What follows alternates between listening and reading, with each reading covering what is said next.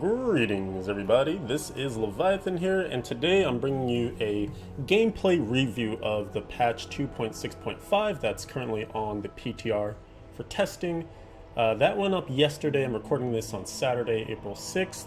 The PTR went up yesterday, April 5th, and I've spent a bit of time messing around mainly on the seasonal side of things, because one thing, if you've watched a few of my videos that hit the channel recently, I was discussing things to look forward to in Season 17, some of the Hadrix gifts, conquests, etc. But one thing I actually managed to overlook was that they made a change to the seasonal journey so that there's actually incentive to complete the entire thing. You're probably looking on the screen right now and being like, what are these crazy wings? How did you get those? Well, the wings are called the Galactic Wings, and you get them by completing your entire seasonal journey. So if you do Shift J here, you can see that here at the end of Guardian, once you get 6 out of 6 objectives complete, you get the final portrait frame, which is customary for seasons, but you also get wings. And I think this is an addition because now they're starting to recycle some of the old rewards that we got. So this portrait frame probably looks familiar to you if you're a long-time player of Diablo 3. This was back, I believe, in Season 4 or 5, someone was telling me. Same for this pet. So now that they're starting to bring these around again, I guess for newer players to get some of the older rewards, they're also still providing some incentive to continue to do seasonal play and also go all the way through your seasonal journey. So yeah, if you complete every single objective in your seasonal journey, you can get these amazing looking wings. They're really cool. They rival essentially the cosmic wings, I would say, just because they have that same sort of star background thing when you move around and such, you know. Got that cool visual to them. So I think these will be a big hit. I'm excited to get the seasonal journey done. I usually do anyway, but you know, it's just yet another reason to make sure you get it done.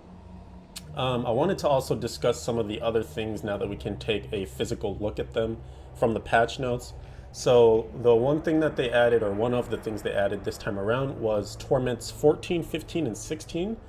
You may be wondering how lucrative will those be. One of the things to keep in mind is that on PTR we have these bonuses that are live to test. Live on PTR, I should say, not on the live servers. So you get way more legendaries than you would normally ever get, twice as many blood shards, all your experiences increased by 300%, and then they actually have on the non-seasonal side of things the seasonal buff active, so you can expedite your testing that way. So basically any of the drop rate type stuff is going to be a little bit hard for us to figure out, since we're not getting an accurate idea of how many legendaries are going to drop in a typical T16 Rift, etc. But if we do go over to, I have some resources pulled up here, the d3resource.com site, and anything that I showcase I'll throw into the video description, so if you need a link, feel free to check it out down there. This is d3resource.com, and it's just an update for the difficulties now that they're on PTR. I talked to Bagstone, and he essentially just extrapolated this based on what the previous increases were. So what I mean by that is, you know, we know for certain on T13 that you get 16 Heraldric Cache legendary crafting materials. And so in the past it's been 12 and then 14 and then 16 from T11 to T13. So you just extrapolated, it's going to go up by 2 every time. So 18, 20, 22. And there have been people that have tested Heraldric Cache bags on the PTR.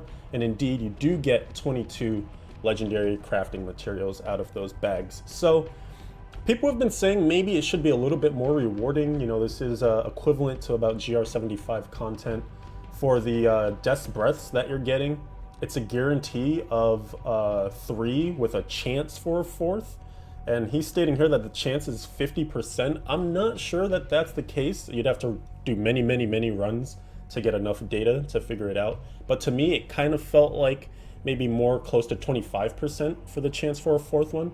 It definitely was a guaranteed 3, and we were occasionally getting another 4th one. The thing to keep in mind with that, though, is they did buff the Sage set, so you'll be able to get double the Blood Shard drops, or sorry, double the Death's Breath drops if you're wearing a Sage set. And there are some strong builds, like I mentioned in previous videos, with a Condemn that can work in the Sage set very nicely and probably still be able to very quickly farm T16. So there's going to be some wiggle room. I think you'll probably find a sweet spot in lower Torment, to be honest, where you're going to get better increases on more drops and such, but not necessarily deal with the highly increased health on the mobs that would slow your runs down.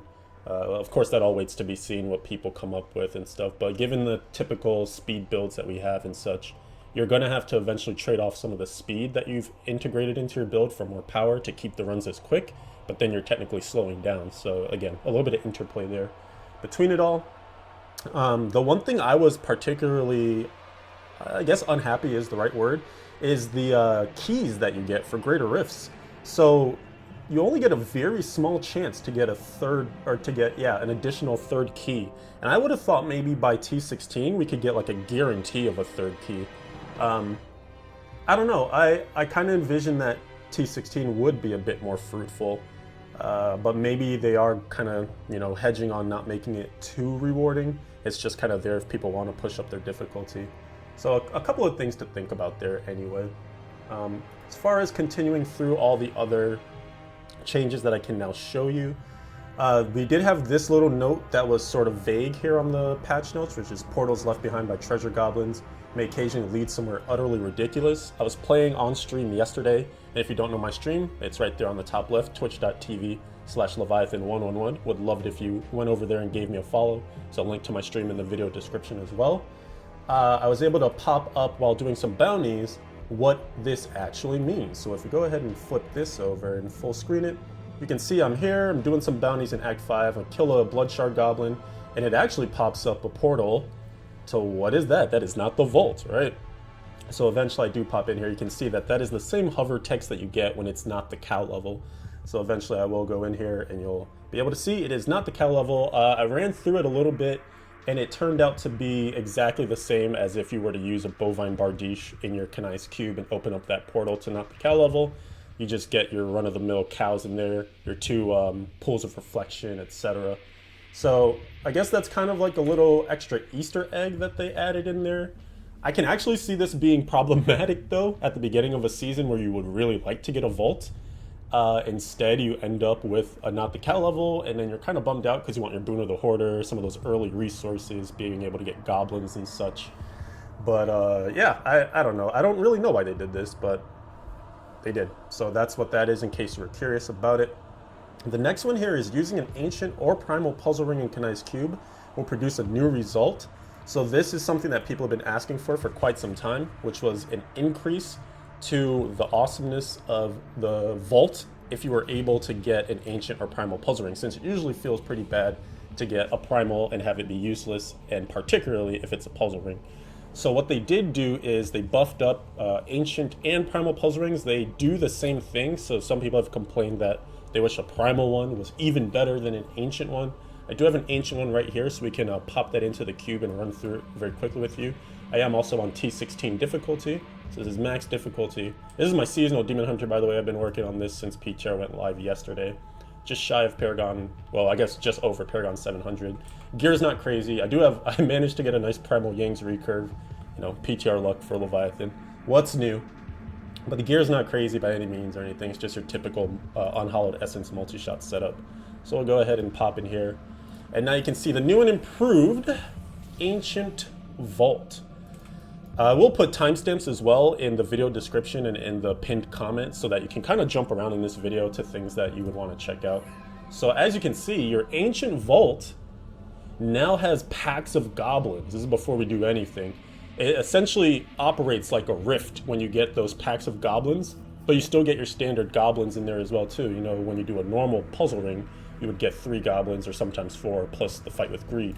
So this is pretty cool. We'll go ahead and collect our gold and such, kill all these goblins off. The thing to ignore, of course, again, is the drop rate. There's going to be tons of legendaries falling here because that is the nature of PTR. It's a crazy increase in drop rate. So it won't be this fruitful on live as far as drops go, but there will be a lot of goblins here. Just in this first room, we killed how many? 1, 2, actually 3, 4, 5, 6, 7, 8, 9, 10, 11, 12, 13. Oh my goodness, wow, we killed a lot. I think that's 20 goblins there or so. So that was just this first room alone. And then you go back in here, and it continues. Snitchley's here, big old goblin. More packs of goblins up here as well. So you can see this is just really juicy, and I actually think this is a good change. I think this is something that you will want to continue to run this as you progress through your season, because if anything, you'll just be able to get more materials. You know, you're always in need of some DBs, some veiled crystals, etc. So this is kind of cool to have access to this. Normally by the middle of a season or so, you're not really running your normal puzzle rings, but ancient ones, primal runs, you probably will want to. And even continued down here, more packs of goblins as well. We can go through and do a final count once I finish this vault. We'll take a look and see exactly how many goblins we killed in the end. So as you can see, lots of gold, lots of goblins. They're all normal treasure goblins, which is something to keep in mind. It would have been nice if maybe some of those could be odious. I'm not sure. I only have one ring to test. This is the very first time I've ever done it. So who knows, maybe you could get some of the nicer goblins in there, but our one that we just got at least was only all regular goblins. This fight with greed might take a little bit of time here. Try to get it done. Not die. There we go. Alright, so that is your typical puzzle ring with a twist, though, now that it's buffed up for ancient. So it's pretty cool. Let's take a look, the recap on how many goblins we killed off here. So, my goodness, we killed 1, 2, 3, 4, 5, 6, 7, 8, 9, 10, 11, 12, 13, 14, 15, 16, 17, 18, 19, 20, 21, 22. One was a malevolent tormentor. 23, 24, 25, 26, 27, 28, 29, 30, 31, 32. Well, I lost a little bit of count. 45, 6, 7, 8, 39, 40, 41, 42, 43, 44, 45, 46, 47, 48, 49, 50, 51, 51. So about 50 plus goblins in a typical ancient vault. Not too shabby for a little bit of work there. So if you do come across those ancient rings, primal puzzle rings, make sure you save them, throw them in your cube. Opens up a new and improved vault. And there you go. So if you're curious what that's all about, now you've seen that. I can also take you through a regular T16 Rift. Again, we are on T16. We've got this one, which is a nice open layout. Again, the drop rate, you know, is crazy, so you're going to see a lot of legendaries dropping. Kind of ignore that, but you will be able to see in action the death breath drop rate and stuff like that. So you see the guarantee of 3 with a chance for a 4th. So in that case, oh, there it is. We actually got 4 DBs that time. And my character is a little on the frail side. We have no, what are they called? No augments, low paragon, etc. You see we're slicing through this pretty nicely. This is more of a GR setup, the way I've got it laid out. So eventually, as your character gets more powerful and stuff, you'll be able to do things like use your Boon of the Hoarder, Avarice Band, Gold Wrap combo for your infinite defense, essentially, and more movement speed, things like that, tactical advantage, etc. Drop some of your more defense or offense-oriented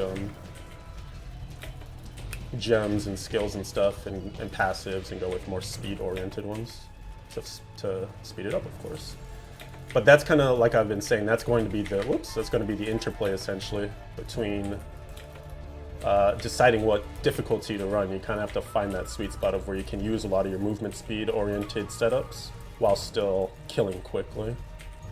Because there probably will be some cases where you want to run lower and still bring in, you know, the keys per hour, the DBs per hour, etc. And the consideration too, if you're using a class that can use sages, if you're really looking to do a lot of upgrading rares to legendary and stuff like that, then you're definitely going to want to likely be on a lower difficulty so you can incorporate your sage and still have a nice quick build, but be able to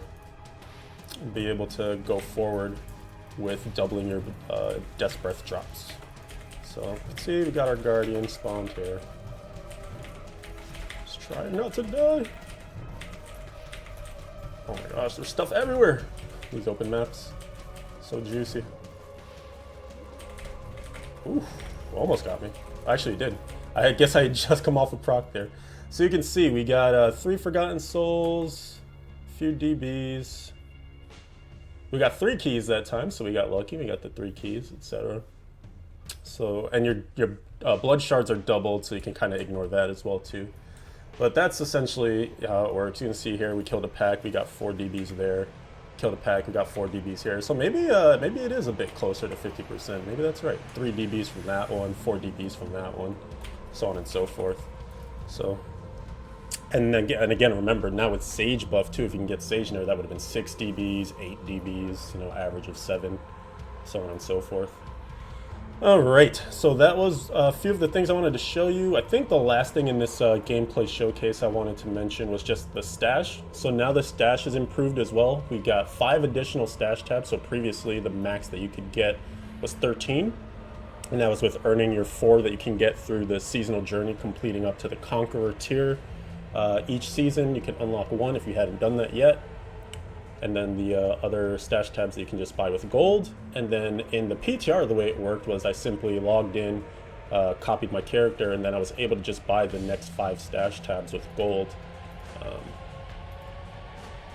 So now we have additional here of 17. Sorry, I think my numbers are a bit off. So 17 is now the max that you can get, which is pretty sweet. And then we also have a filter for searching your stash. So the way this works, it's not as robust as you'd like it to be. Like, you can't just search for rings. Like, you can search ring. It's basically only searching the title of the item, so the name of the item. So you can see puzzle ring has ring in its name, right? But this is a restraint, this is a focus, this is a restraint, and this is a justice lantern, which are all rings, but they're not highlighted by just typing in ring. However, Oculus ring has ring in the name, so that pops up. If I were to type puzzle ring, which is puzzle, all my puzzle rings are highlighted and nothing else is highlighted. So if you know the name of the item that you're looking for, it'll highlight that for you and de-highlight everything else. Ideally, I'd like it if they were to change it so that you could look for, you know, ring or gem. Even if you type gem, you can see your standard gems don't show up because the name of them is Marquise Emerald or Marquise Amethyst, and gem is the subtitle of it. So I wish you could search like the subgenre of it, or the overarching genre, I guess, of whatever the items are. So hopefully that gets improved. But this is definitely better than nothing. It'll be nice when, you know, now that we have all these stash tabs, since everything is jam-packed, we'll be able to actually find our items a little faster. And that's really it for this video, so I hope you guys enjoyed. If there's anything else that you want to see from PTR, definitely feel free to let me know. Hop into the comments, ask away. I can try to showcase some more things before PTR goes down. It's only up for a week, so by the end of next Friday, we likely won't have access to PTR anymore.